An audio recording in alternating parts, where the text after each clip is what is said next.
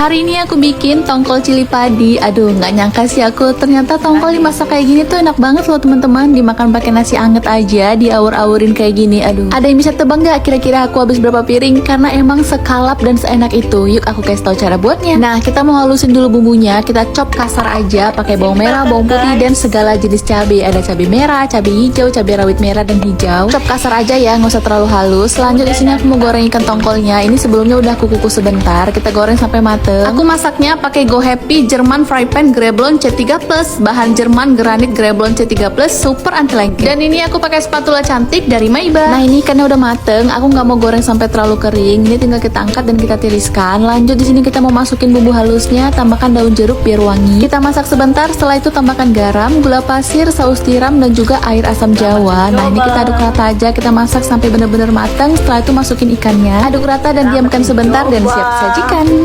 Simple kan guys.